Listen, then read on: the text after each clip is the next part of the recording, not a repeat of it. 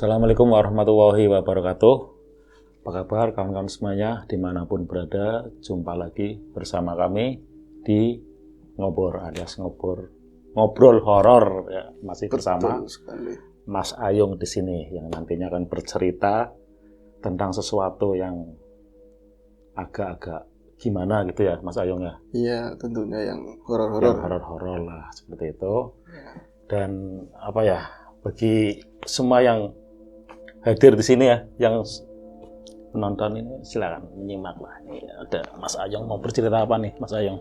Baiklah, sebelum cerita aku tanya pak kawan-kawan dulu seperti biasa. Ya. Assalamualaikum warahmatullahi wabarakatuh. Bismillahirrahmanirrahim. Apa kabar kawan-kawan ngobor semua? Semoga semua dalam keadaan baik, sehat dan selalu bahagia tentunya kapanpun dan dimanapun saatnya.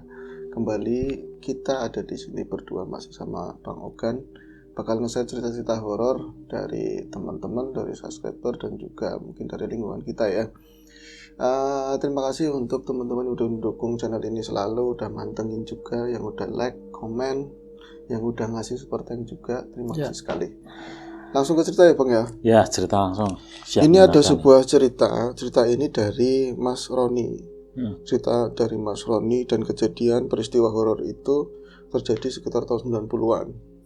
Gitu lumayan udah lama sekarang tahun 2023 90 ya udah mau 30 tahun 30 ya. 30 tahun lebih ya. 30 tahun. Ya Mas Roni kan sebenarnya udah bapak-bapak tapi kan dari penampilannya, dari ininya kan masih kelihatan muda ya, enaknya dipanggil Mas seperti itu. Jadi mengisahkan seorang tetangga itu sebut saja namanya Ropik. Namanya Ropik, Pak Ropik begitu ya. Ya waktu itu Pak Ropik usianya sekitar 50-an tahun begitu. Jadi saat itu Mas Roni kan cerita Mas Roni ya tadi. Mas Roni. Mas Roni itu sebenarnya saya memang orang kampung Mas, orang kampung tapi ya seperti jejak para pendahulunya, seperti orang-orang lain yang di sekeliling saya, tetangga-tetangga banyak kan kalau nyambut gawe kerja cari nafkah itu ngerantau. Ngerantau berhubung saya itu nggak punya lahan sendiri, nggak punya dagangan sendiri, nggak punya tempat di sana ya letak-letik lah, yang penting keluarga. Dan saat itu yang penting keluarga dalam artian orang tua saya, karena waktu itu saya belum menikah. Ya masih bujang lah. Masih bujang, jadi nggak penting walaupun orang mau ngomong apa, orang tua harus ditengokin. Terus lebaran harus pulang seperti tradisi mungkin sekarang ini kan mau ada mudik ya, tradisi itu buat Mas Ropik waktu itu nggak penting. Ini dari pandangan Mas Ropik ya. Yang penting aku masih tetap sehat, aku tetap ngasil, mau kerja di sana bangunan, mau bantuin apa aja di pasar, apa aja wis pekerjaan, aku bisa ngirimi bapak sama ibu. Nanti sedianya uang tersebut buat biaya hari-hari karena orang tua udah sering sakit. Terus buat biaya adik-adik yang masih sekolah pada kayak gitu Bang. Akhirnya kan dengan yang seperti itu Mas Ropik itu di waktu tahun tersebut itu saya tuh jarang banget balik kampung. Apalagi komunikasi gak kayak sekarang dengan mudahnya kita bisa video call apa segala macam. Rindu Mas, cuman saya pulang waktu itu sampai lama, mau 3 tahun saya gak pulang. Itu biasanya kalau dulu kan komunikasi jarak jauh paling surat menyurat itu. Surat. Waktu itu udah ada warnet apa belum, yang jelas saya itu ya dapat komunikasi kalau misalnya ada tetangga kampung berangkat ke Jakarta dan di sana dekat sama saya, nanti pasti info dari ada situ. Info dari kampung yang udah meninggal siapa, yang lahir anaknya siapa, orang tua saya ada apa enggak, ada pesanan gimana nanti tak kirimin lagi ya lewat orang pulang lagi, masalah duit atau baju buat adik-adik seperti itu. Artinya semua perkembangan yang ada di kampung dan berikut apa aja gosip-gosipnya segala macam saya nggak pernah tahu waktu itu, kecuali yang penting-penting saya nggak pernah pengen urusan orang lain, yang penting orang tua saya, keluarga saya, sama mungkin keluarga yang tak titipin kiriman itu. Satu ketika jatuh kangen nggak bisa diobatin, saya rindu bapak, saya rindu ibu, ngimpi ketemu bapak ibu setiap malam, kalau nggak bapak ya ibu, saya curhat sama rekan sepekerjaan saya, ya pulang Pik, kamu pulang, lu kan sono punya keluarga, kenapa nggak pulang, lebaran nggak pulang, ini nggak pulang, kayak orang nggak punya keluarga. Saya aja sayangnya orang sini nggak bisa mudik, orang tua udah nggak ada semua, udah pulang sana pulang. Akhirnya Aku pulang waktu itu Mas, dan itu bukan di hari-hari Lebaran seperti ini kan mau dekat-dekat Lebaran, enggak, tapi di hari-hari biasa lah. Saya pulang ke sana menggunakan jasa angkutan darat bus waktu itu. Jadi keberangkatan sana itu habis maghrib, sampai sini kan mau 1:30, jam 2 pagi begitu ya. Turun di terminal, kesininya ngangkot biasa. Beca. Oh, beca. Enggak ada angkot. Dekat Jadi, emang rumahnya. ya kampung-kampung dari jauh-jauh juga. Dari terminal itu harus beca di tahun tersebut, dimana belum kayak ramai sekarang. Ya orang tongkrongan di jalan-jalan sih masih ada, walaupun udah pagi. Paling aku nyimpangin orang-orang yang mau itu kulaan tukang sayur. Oh iya, kalau pagi-pagi itu ya. Iya, itu seperti itu. Jalan sepi banget. Tukang becak ngomong, "Mas, nanti bakalan itu ya, kampungnya jenengan bakal ngelewatin kali gede yang ada jembatan ini yang ada pocongnya, ada berunculnya ya." Enggak. Yang jujur aja, Mas, tolong Mas, jangan lewat ke situ. Saya bisanya nyampe jembatan. Loh, kenapa emangnya? Ya orang kemarin aja ada yang bawa ke situ teman saya, tahu-tahu yang dianterin bukan orang. Loh, yang bener. Jadi yang dianterin bukan orang, Bang. Katanya suami istri lah, kayak suami istri, tapi kayak bawa bakul-bakul begitu ya. Ada isinya cuman ditutupin kain, minta berhenti di jembatan itu. Tahu-tahu bakul diambil bayar, bukannya di situ hilang-hilang tuh nggak ada rumah, ada ya kayak ruko-ruko itulah. Itu siangnya biasanya ada orang dagang, cuman rumahnya kan nggak di situ. Jadi kan ini loh kok berhentinya di sini Mbak Mas gitu kan? Iya ini makasih Pak, ngasih duit, tahu-tahu malah jebur ke kali kan angel. Kayak gitu loh, di nalar susah. Akhirnya kan teman saya langsung wong becaknya aja nggak dibawa pulang, lari itu nggak kemutan, nggak keingat saya dia becak. Itu duitnya gimana itu? Duitnya dikantongin, bentuk duit, bukan jadinya daun. Makanya waktu itu tukang becak memohon supaya saya itu nyampe sebelum jembatan. Tapi setelah saya iming-imingin saya kasih tambahan, kalau takut pulangnya tak antar lagi wis.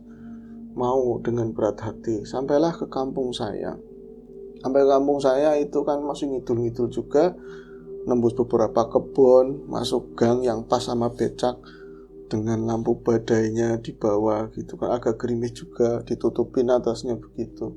Sadu banget, keingat semua masa lalu lah. Seolah-olah aku tuh baru pulang kampung, honeymoon, nggak ada rasa takut sama sekali. Cuman ada yang janggal begini, 3 tahun harusnya gitu kalau secara hitungan matematis dari kabar-kabar yang pernah aku dengar di Jakarta, ini udah ada banyak rumah yang baru, udah ada banyak perkembangan.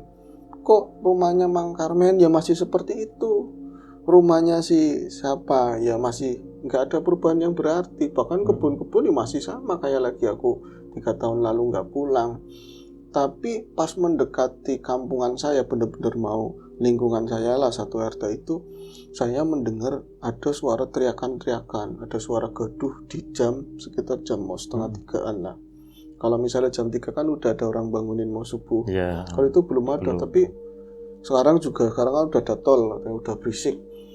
Walaupun tolnya agak jauh, tapi malam kan kedengaran. Tapi kalau dulu itu saya cuma mendengar suara kayak gitu, kayak orang minta teriak-teriak, minta tolong. Ya bukan, tapi orang ngamuk, cenderung seperti itu. Makin dekat rumah saya makin jelas ini siapa, pertanyaan. Doh, tukang becaknya udah takutan banget. Mas enggak nih belum, mas enggak nih mas, udah mas. Itu ada orang teriak-teriak, jangan-jangan kenapa-napa. Saya nggak dibayar, nggak apa-apa, sampai ngomong kayak gitu. Lah Pak, udah tanggung. Saya juga kan duitnya di rumah. Tak kalah-kaliin begitu padahal bawa duit. Nyampailah ke rumah saya, tapi sebelum rumah saya memang kebun, tapi di belakang kebun itu memang ada rumah. Di sana kelihatan ada beberapa orang lah dari sela-sela pepohonan begitu. Di sana kan terang, udah ada lampu listrik juga waktu itu 90 sih. Itu ada kelihatan bahwa bapak atau ibu-ibu di sana di depan rumah, rame lah rumah tersebut yang ada teriakan-teriakan orang. Kemudian sampailah saya di depan rumah, itu cuman ada ibu saya, kayak kan dia udah tak kabarin nanti pulang kira-kira hari ini gitu ya. Kalau balik kan langsung disikap-sikap, dipeluki, aku diciumi kayak bocah kecil 2 tahun begitulah. Ya saya senang banget, sampai banyu merembes mili lah, saya itu terharu bahagia banget. Tapi saya menunggu, bapak mana Bu? Kalau ada udah bukan masnya lagi yang disalamin atau apa, dia udah larinya ke becak. Itu bawaannya apa aja gitu loh. Kalau ada udah begitu semuanya. Tapi saya kan, bapak mana? Bapak di belakang. Itu yang teriak-teriak siapa? Ropik sing teriak-teriak itu Ropik. Oh, yang teriak-teriak Ropik. Ropik siapa, Mak?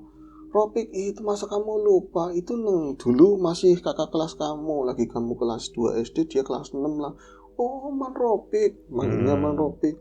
Terus emang kenapa teriak-teriak itu? Parah kok. Udah parah dari kemarin dia seperti itu. Kenapa itu? Jatuhnya udah mau semingguan lah dia sering begitu. Akhirnya saya yang aturan mau honeymoon di rumah karena memang mau cuek ya, orang desa gimana sih ya, ada teriakan begitu dan keras walaupun kalingan kebun lebar tapi kan tetap aja tetangga dan laki-laki, orang-orang pada ngumpul di situ, masa saya nggak kesana. Langsung saya buka itu tas saya, ngambil beberapa rokok, takutnya nggak di sana kan, wah si Roni nembek balik gitu kan, rokoknya mana, kan saya enak ngasih-ngasihnya gitu kan. Nah itu sampailah saya ke rumah tersebut, itu pun lewatnya mana ada gather, untung ada setapak disanguni baterai, center itu nggak usah mak gitu. Oh, bukan anak ular, takutnya ada ular. Yang ada saya udah nggak mikirin itu. Yang teriak siapa, yang ketakutan saya loh, duk. Saya langsung agak bergesak ke sana, pas sudah di depan pintu. Nah, di depan rumah itu ada pelatarannya agak lebar gitu. Wih Roni balik Jakarta non gitu kan. Cuman nggak dinyanyiin aja, itu nggak ada anak-anak kecil. Langsung kayak menghambur ke arah saya semua. Jadi kayak si Ropik itu nggak tahu itu di dalam masih teriak-teriak kayak gitu loh. Akhirnya aku, loh Pak, itu kenapa saya sungkem sama Bapak? Terus saya salam-salaman sama beberapa bapak-bapak, ibu-ibu, banyak kan udah tua-tua semua sih ya. Terus itu teriak-teriak kenapa? Istrinya mana? Saya bilang, kue.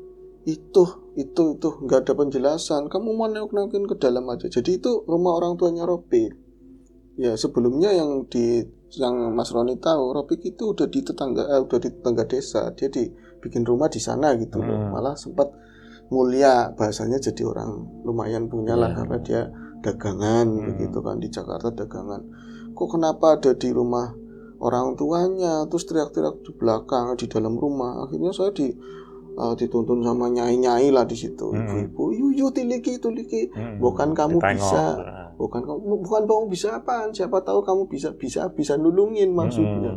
Jadi pas saya nggak beli-belikan Mas, pada saat saya masuk pintu depan aja, apakah saya itu tadi memang rada gerimis, terus saya kedinginan, apa memang saya merinding di situ. Jadi masuk depan rumahnya juga hawa itu dingin banget, merinding banget. Anyep rumah, saya bilang. Anyep itu hawanya itu kayak apa ya?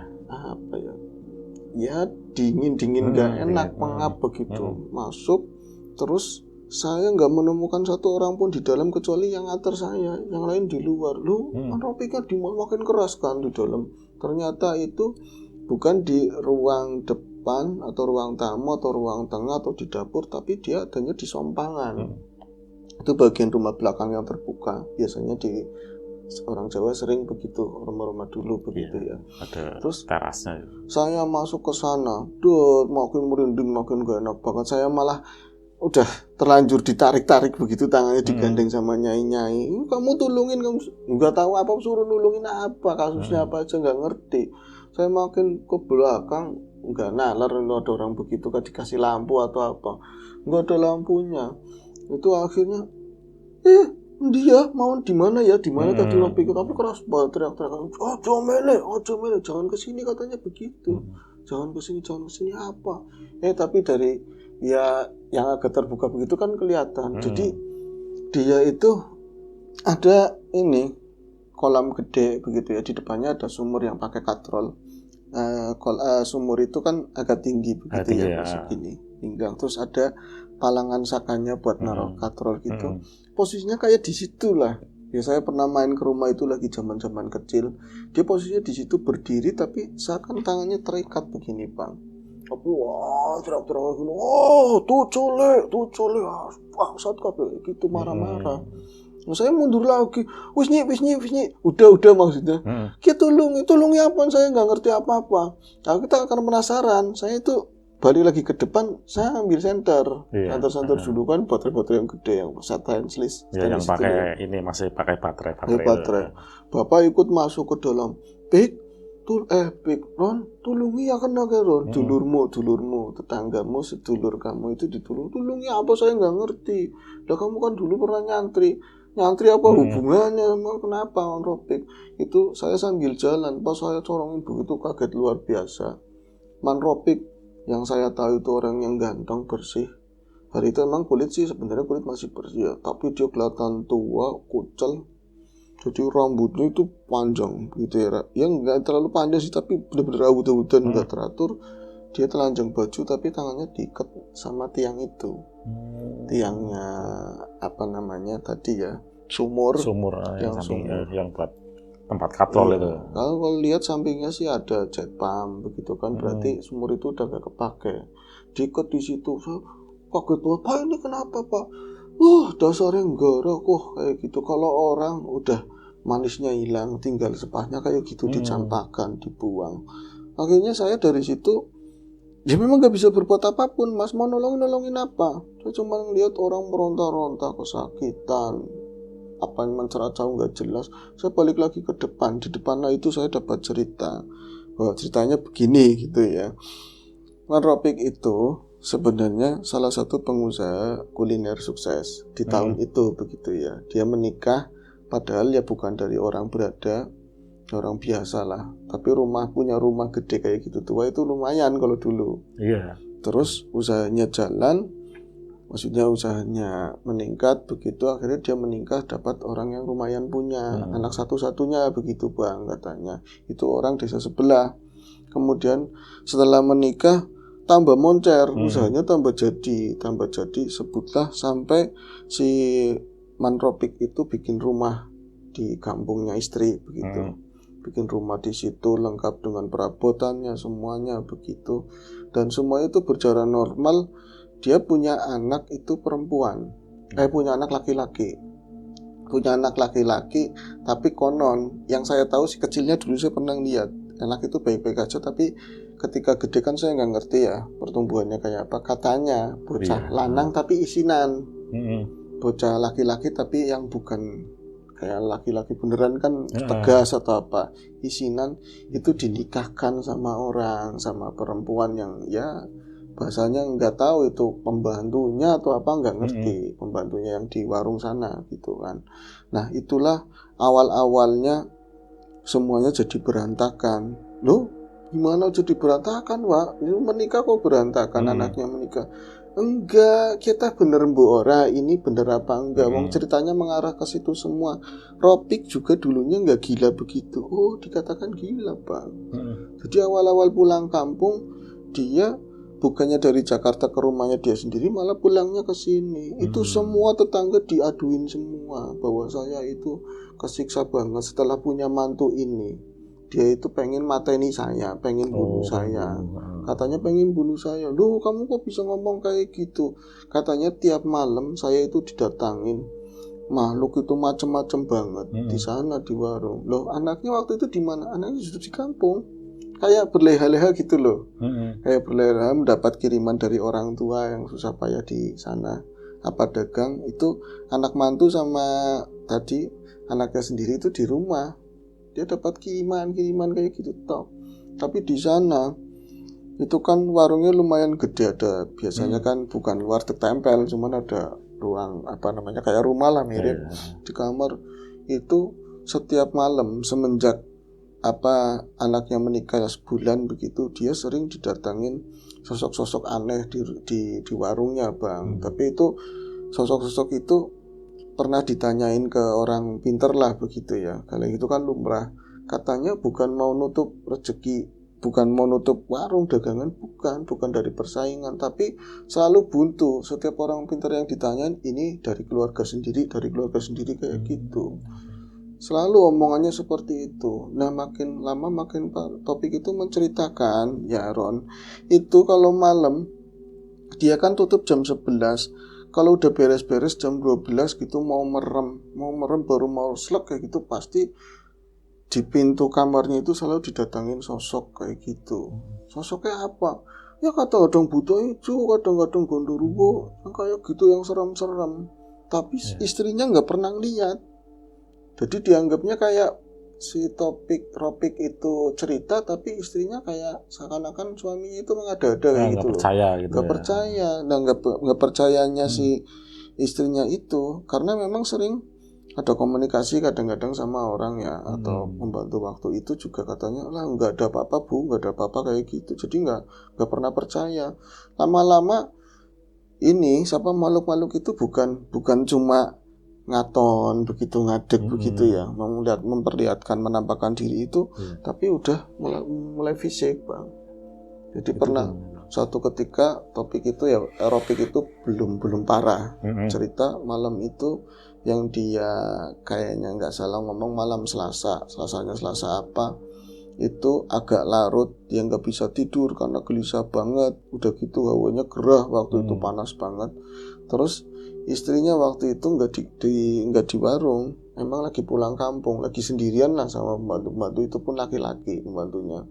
Kemudian ketika dia baru berangkat di ranjang ya, baru naik begitu, tahu-tahu ada tangan hitam banget gitu. Tangan hitam itu dari samping ranjang, tapi bukan sebelah yang kosong loh. Tapi ranjang itu sama tembok itu pun dari triplek ya.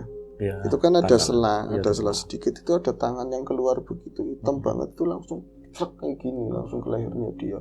Terus sempat kelojotan, baca apa aja gitu, sampai akhirnya bisa terlepas. Ya dia pikir waktu itu kayak orang direp-rep. Tapi direp-rep biasanya nggak seperti itu, walaupun ada se-ekstrim, ya ada yang ekstrim banget sampai dilemparin, ada apa, aku juga dulunya direp-rep terus, tapi katanya waktu itu ini nyata, benar-benar nyata. Benar kayak tangan nyekik. Kayak tangan nyekik. Mati ngomong kayak gitu, benar-benar ada suara kamu mati. Akhirnya karena tangan itu merusutnya ke bawah begitu, Pak Topik waktu itu langsung sigap ya. Sikapnya ya dalam takut, dalam nggak tahu mau bilang apa, tapi karena itu larinya ke bawah, dia tuh langsung lirik ke samping. Ya ada lampu nggak terlalu terang, ya ke samping itu memang ada makhluk yang masuk ke bawah ke kolongnya dia langsung ke arah kiri langsung turun, terus nengok ke arah bawah, itu memang ada makhluk, benar-benar ada makhluk hitam, tapi kolong itu nggak terlalu tinggi, tapi makhluk segede itu, digambarkan di dalam itu gede, seakan-akan itu di kolong itu luas dan tinggi begitu, kayak ruangan lebar. Makhluk itu berdiri, benar-benar berdiri, nyantai banget di sana. Dia itu rada ngemojok begitu, mojok, dan kayak bukan ruangan di situ lah, kayak dimensi lain seperti itu bang katanya. Terus cuman gerem-gerem, mati kayak gitu. Itu berlangsung sampai beberapa kali. Pak Ropik waktu itu juga ngubungin dari orang ke orang ya, maksudnya siapa yang ngerti, tapi nggak ada penjelasan, katanya dari keluarga sendiri kayak gitu kan, buntu. Itu sampai mateng-mateng, itu sering terjadi yang kayak gitu, makhluknya berganti-gantian. Kadang-kadang lihat jam dinding itu kan bundar begitu ya. Ada katanya ular cuman pendek banget, buntet begitu ya, tapi bisa ketawa kayak gitu. Tahu nanti seakan-akan dia ngerasain kayak nemplok di sini loh. Tapi saat kayak gitu, saat istrinya itu memang ya mau sebulan lah istrinya nggak di Jakarta, waktu itu lagi dia sendiri. Akhirnya kan ngutus orang ya pulang, waktu itu orang jasa travelan ngomong bahwasanya itu nggak kuat mau pulang di sini, ini saya digangguin begini dan mau dibunuh, mau dimatiin terus. Wong dagangan juga, kalau dagangan nggak ada yang digangguin, tapi kayak dia mau kalau dia mau ibadah, mau wudhu atau apa, gambarannya keran dibuka itu kayak darah kayak gitu jadinya. Sampai pembantu-pembantu itu ketakutan sendiri, mereka nggak ngelihat apapun, tapi ngelihat tingkahnya Pak Ropik kok begitu, ceritanya begitu, udah lain gitu ya, udah parah banget. Akhirnya waktu itu Ropik itu pulang kampung. Sebenarnya bukan dia langsung ke rumah orang tuanya, sempat mampir ke rumah dia yang baru. Cuman belum sempat orang rumah itu tahu kalau misalnya bapaknya pulang, Pak Ropik pulang, itu Pak Ropik itu mendapatkan di depan rumah itu makhluk-makhluk yang pernah dia gangguin dia itu ada di depan rumah semua.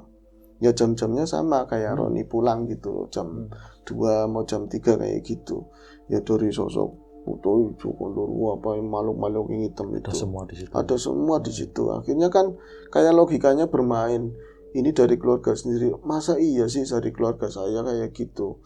Tapi emang nyata itu di depan semua lagi berdiri. Dia nggak berani masuk ke rumah, langsung pulang ke rumah orang tuanya. Nah di rumah orang tuanya makin matang kayak gitu loh. Stresnya makin matang dan membahayakan orang lain di rumah. Kadang-kadang ngamuk sendiri kayak dibikin apa ya, gila pelan-pelan kayak gitu. Iya, dengan dihadirkan makhluk-makhluk seperti itu ya. Iya, nah yang bikin memilukan begitu ya Ron, kita cerita bener mbora tapi nyatane kita itu pada ngeliat keluarga dari istrinya, anak-anaknya justru bukan nulungin tapi seakan-akan kayak ini dikait-kaitan katanya edan turun atau apa kayak gitu loh. Edan turun dari dulu-dulunya padahal kayak sengertinya aku wong tuanya lah kasih stres, lah kasih edan, gak ada yang kentir gitu loh. Tapi katanya itu turunan-turunan dari dulu. Makanya istrinya juga langsung katanya mau ngajukan cerai. Istrinya Robik sendiri mau ngajukan cerai. Terus anaknya itu ya wong bocah gak tegas, laki-laki apa jari ini? Apa kata istrinya itu golok luar biasa. Dia kayak menguasai rumah tersebut semuanya lah hartanya. Dan usut punya usut katanya nanti niatnya memang sengaja kayak gituin, dibikin gila bisa dia itu menguasai hartanya semuanya. Cuman kan kalau dari logikanya ya namanya penyakit hati ya, ambisi seperti itu. Kalau misalnya kita itu mikir gini ya Ron, gak usah digituin, wong anak cuma satu-satunya, kapan wayanya warung ya jadi miliknya dia, rumahnya diwariskan ke dia, semuanya juga ke dia semua. Ngapain? Tapi mungkin ya karena tadi ya ambisi harus sekarang ya sekarang kayak gitu tuh, kisahnya seperti itu Bang. Akhirnya saya itu pernah nemuin karena tetangga saya nengokin sekali, 2 kali, ketiga kalinya terus saya kapok Mas. Loh kapoknya kenapa? Saya ngelihat tiang yang di belakang itu yang buat ngiket itu Mas Opik itu bukan tiang tapi kayak semacam makhluk gede hitam begitu loh. Jadi itu kayak palanya diremes begini. Palanya diremes begini, makhluk itu seakan-akan duduk di lingkaran sumur dan kakinya itu ngelipat ke tubuhnya si ini. Gini kayak gitu. Serem banget kayak gitulah. Dan berbagai ustadz waktu itu ya orang minta didatangin katanya udah ini berat urusannya kayak gitu. Dan ada yang berani ngomong, salah satunya ya dari mantunya sendiri. Ya walau alam sih. Tapi akhirnya setelah ini kisahnya berlanjut berapa bulan kemudian bisa sembuh dan nggak ada yang berubah sih, mantunya masih berjalan, tapi Mas Ropiknya sendiri nggak mau lagi gabung ke sana, kayak diridoin semuanya lah biar maunya seperti itu. Akhirnya dia akhirnya dan tinggalnya tetap sama orang tuanya. Itu aja Bang ceritanya Bang. Cerita yang sangat menarik sekali itu, sampai belongo-belongo saya mendengarkan Mas Ayong bercerita. Ya, terima kasih untuk yang sudah mendengar cerita dari Mas Ayong ya. Tentunya nanti Mas Ayong ada cerita jalan ya? Ya insya Allah. Ya sampai di sini dulu. Kita ketemu lagi di episode ngobrol selanjutnya masih bersama Mas Ayong. Mungkin bukan sama saya atau sama ini ya, sama Mas Rian Biru atau sama yang lain, tapi yang lain mungkin yang akan hadir. Ya itu saja dan kami akhiri. Wassalamualaikum warahmatullahi wabarakatuh.